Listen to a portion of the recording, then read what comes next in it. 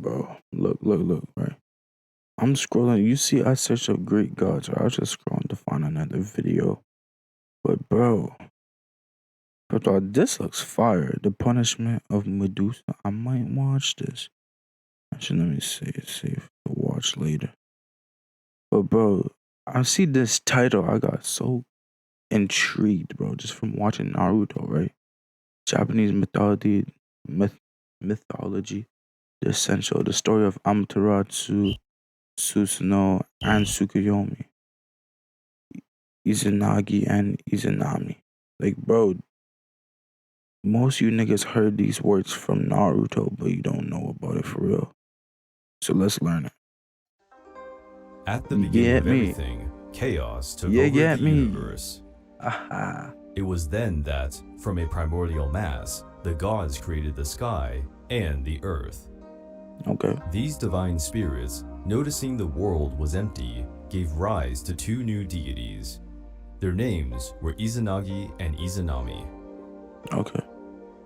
The divine couple's mission was to fill the world and create everything that would exist in it. Izanagi and Izanami received a divine spear from the hands of the primordial kami. This artifact was ornamented with precious jewels and possessed remarkable powers.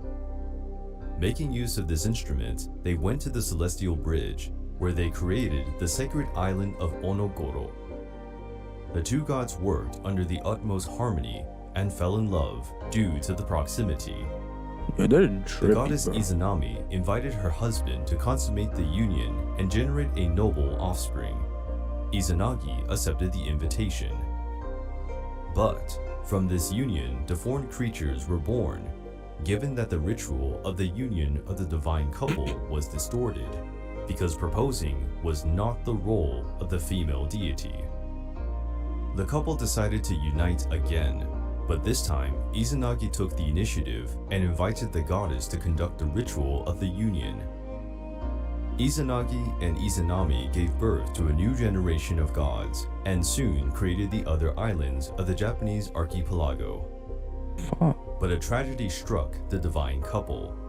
Izanami was pregnant again, but something seemed wrong.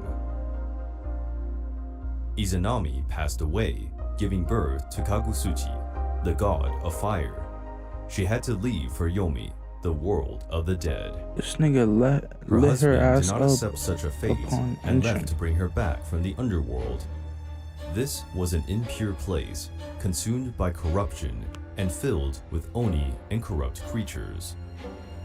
The god found his beloved wife in the darkness and wanted to bring her with him.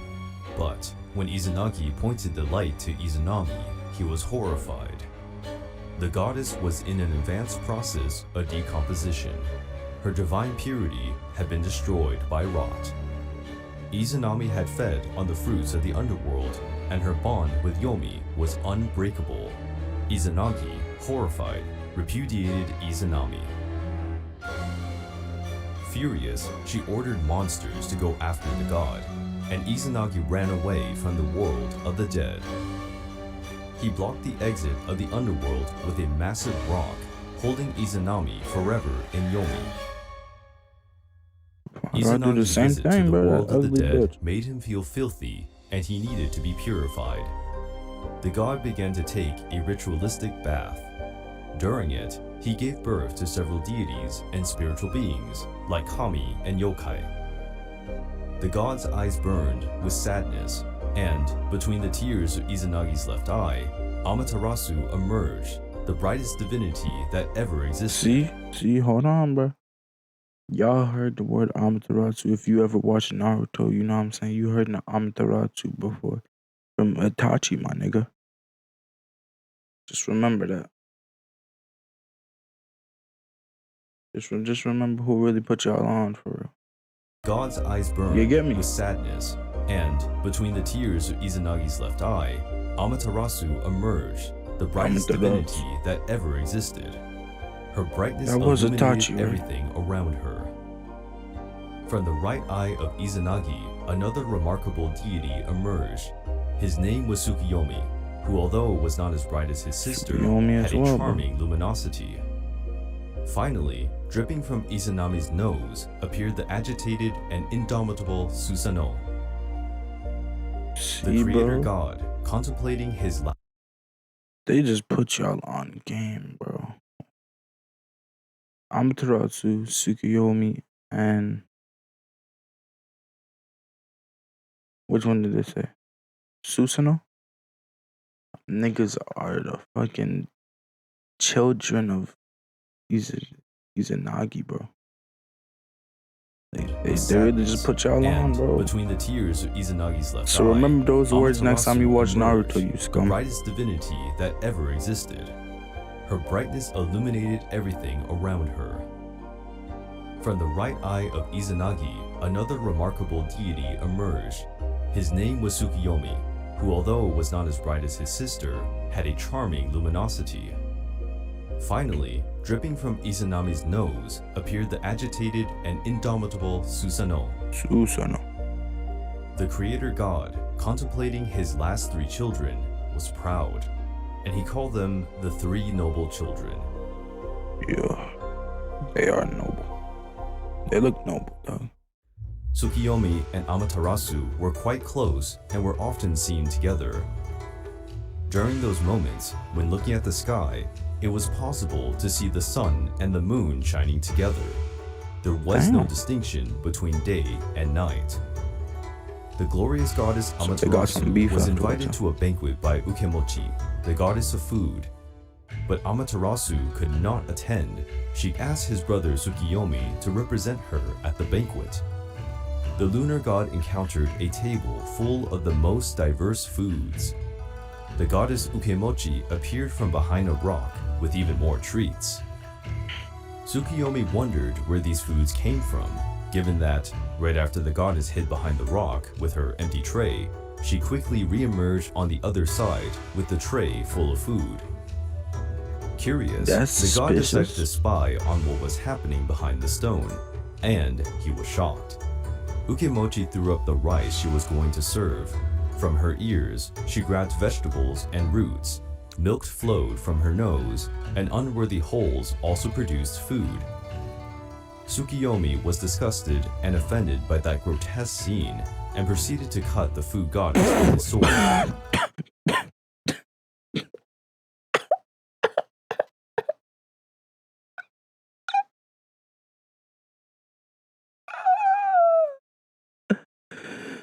This nigga said,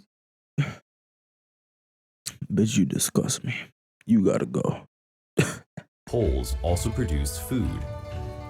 Tsukuyomi was disgusted and offended by that grotesque scene and proceeded to cut the food goddess with his sword. Her pieces were thrown from the sky, and the most diverse vegetables were born where they hit the ground. Amaterasu was furious to hear about the violence perpetrated by her brother while he was representing her.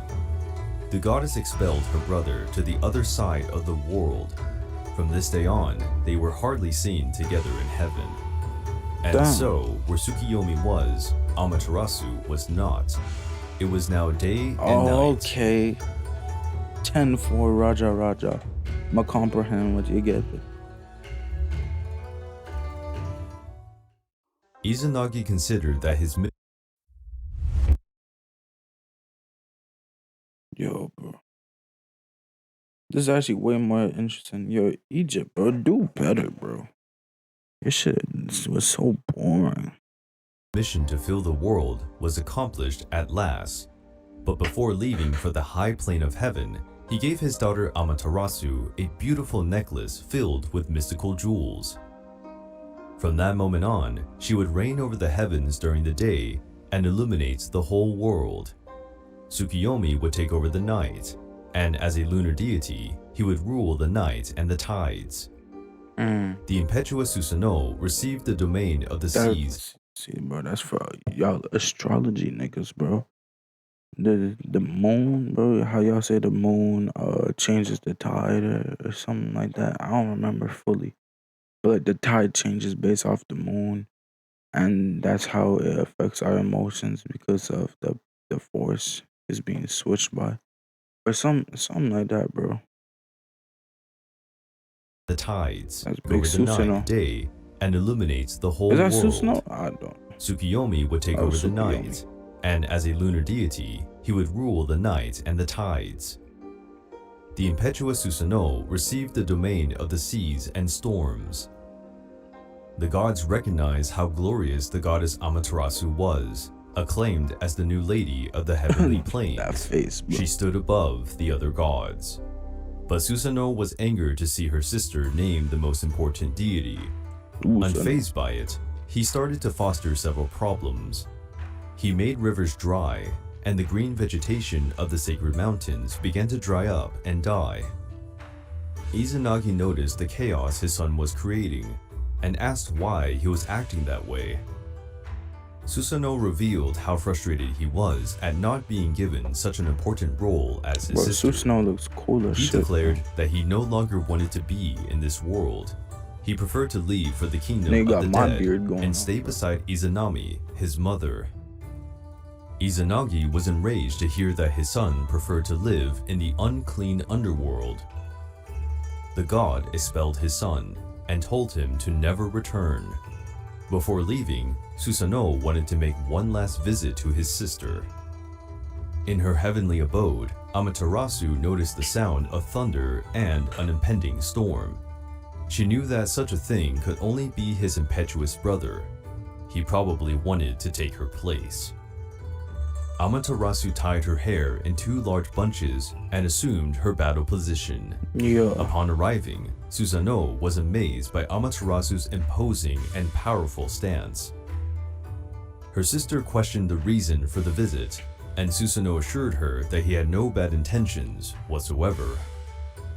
But Amaterasu didn't trust her brother.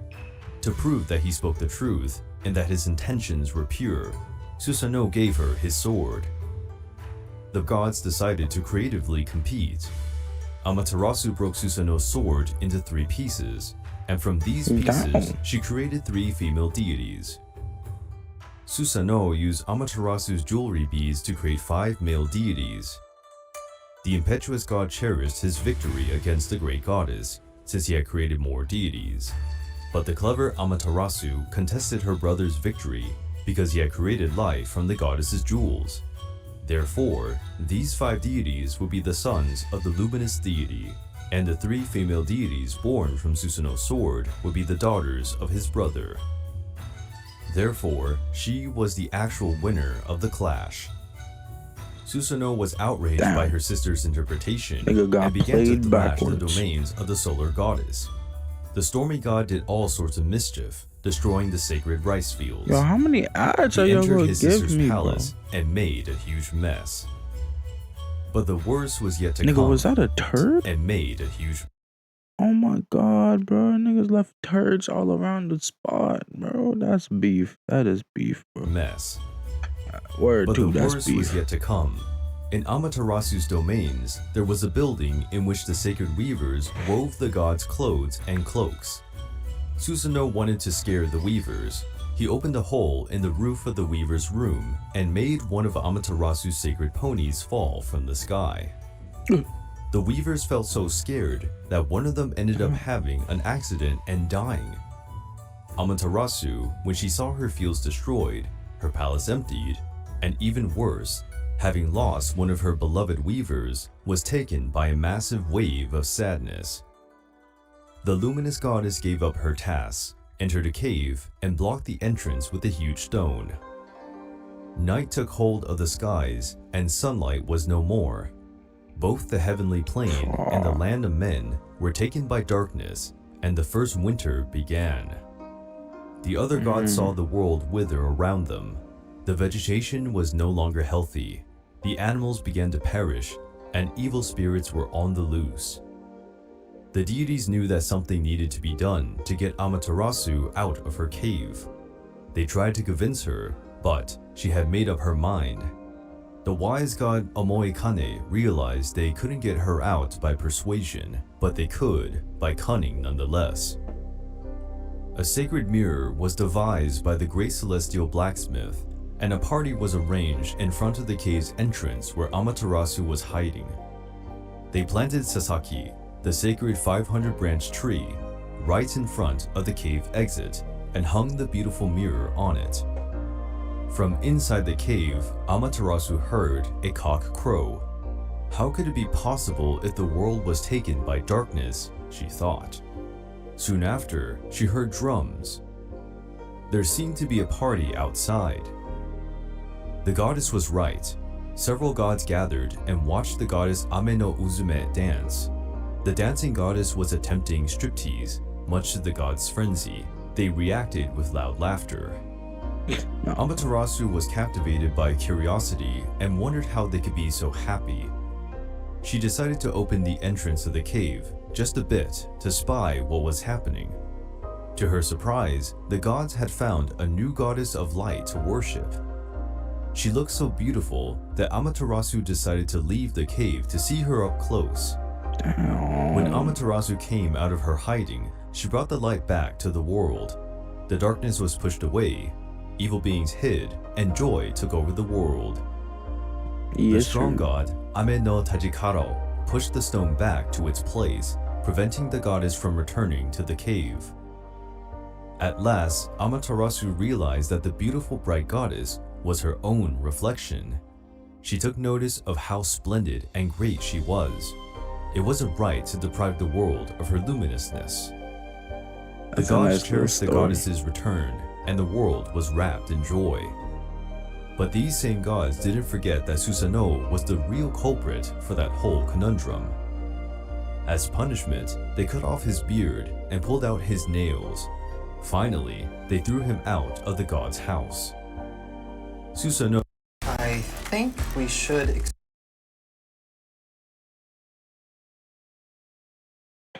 That must be disrespectful back then, bro. Cutting off a nigga's beard, disrespectful. Went down to earth near the river He in the Izumo province. The stormy god was lonely, and he went down the river on two trunks, looking for someone in that vast world. On the riverbanks, he found an elderly couple alongside a beautiful maiden. They were deeply sad and cried profusely. Susanoo wanted to know the reason for such dismay. The old man explained that he once had 8 daughters, but every year a massive dragon would appear and take one of his daughters as a tribute. Only one remained. The beast would not take long to return to take his last gem. The god was marveled by the beauty of the old man's daughter and promised to protect her. Fine. But he asked the hand of the beautiful young woman to be his wife. The girl's parents were deeply grateful and honored accepting Susanoo's request. The god had a huge challenge, because he wouldn't face some random creature, but the powerful dragon Yamata no Orochi. This was a giant and powerful dragon, with 8 heads and 8 tails. Even the powerful stormy god would be no match for the dragon if he tried to fight it. Susanoo did not feel intimidated by the challenge and came up with a strategy to defeat the beast. To protect her beloved, Susanoo transformed the beautiful Kushina Dahime into a comb and put it on his head to hold his hair. The earth trembled as the giant dragon emerged to claim his tribute. The beast shrieked and demanded his sacrifice. He then noticed that a peasant filled 8 barrels with the pure sake. The peasant told the dragon that it was an offering to the glorious creature who always conquered everything he wanted. Flattered, Yamata no Orochi accepted the offering, and each of his heads consumed a barrel. The dragon got drunk with such a marvelous beverage and fell asleep. Taking advantage of the beast's vulnerability, Susanoo broke his disguise, drew his sword, and attacked the creature. When the beast awoke, one of its heads was already gone. Enraged, the dragon tried to devour Susanoo. The stormy god dodged his attacks and struck back with lightning and sword blows. Susanoo was cutting the dragon's heads, one after the other. Without any of his heads, the dragon was defeated, but his body was still fighting. Susanoo struck a powerful blow, hitting the dragon's tail, but his powerful sword got broken. Inside the monster's tail, there was hidden an invaluable sacred sword known as Kusanagi. Susanoo, acknowledging the artifact's massive value, knew exactly what to do with it. the god of the seas and storms went to meet Amaterasu. The god knelt before the sun goddess and offered her the glorious sword as an apology for every mischief he had caused. Amaterasu, already an unparalleled goddess, became even more splendid when she carried the famous Kusanagi sword. Susanoo left to meet Kushinada Hime, his new wife. They built a massive palace and had numerous and prosperous offspring. Amaterasu also had a glorious descent. Among them were the men who conquered Japan. They fought in the name of the sun. And with the strong brightness of the goddess on their backs, Amaterasu's descendants subdued their enemies. What about Jimmu, Japan's first emperor, was a direct descendant of the sun goddess and was under her protection. The Yamato dynasty, founded by Jimmu, would guide Japan to a story of glory, courage, and pride.